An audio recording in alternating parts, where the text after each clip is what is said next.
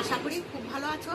দেখো আমি কালকে বোনের বাড়িতে এসেছি, তা পুজো তো চলেই এসছে, তোমরা তো সবাই জানো পুজোর মার্কেটিং সবাই করছে।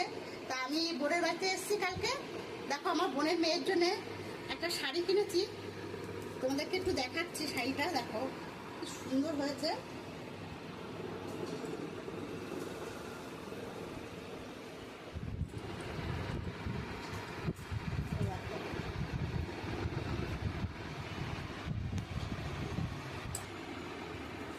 দেখো আমার বোনের মেয়ের হলুদ কালার ভীষণ পছন্দ, তাই বললো যে মাসি আমাকে হলুদ কালার একটা শাড়ি দেবে। তাই দেখো হলুদ কালারের শাড়ি, হলুদের উপরে পাটটা দেখো এত সুন্দর।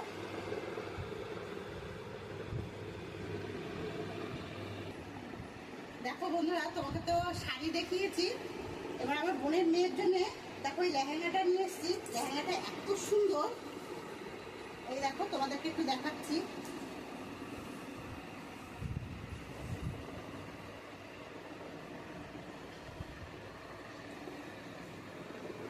এই দেখো লেহেঙ্গাটা কেমন হয়েছে তোমরা কমেন্ট করে বলবে। আর এইটা দেখো এত সুন্দর দেখতে, আর কালারটা ভীষণ মিষ্টি আর দেখতে খুব সুন্দর। আর তোমরা কি কে কে কেনাকাটা করেছো তোমরা কমেন্ট করে কিন্তু বলবে। দেখো বন্ধুরা, তা আমি এটা আমার বোনের বাড়িতে দিয়ে এসেছি, যেহেতু আমার বোন তার জায়ের ছেলের জন্য এই শাড়িটা কিনেছে। দেখো কেমন হয়েছে তোমরা কিন্তু কমেন্ট করে বলো।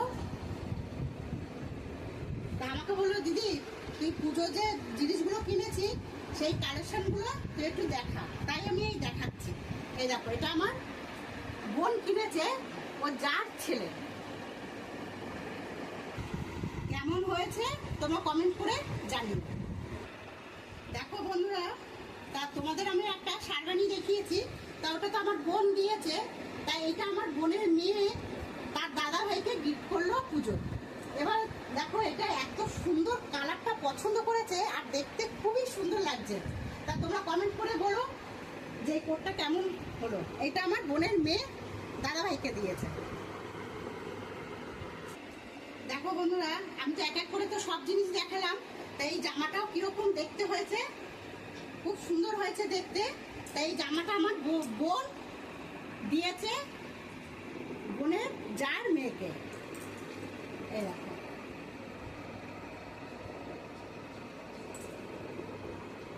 তার সাথে দেখো একটা জুতো আছে।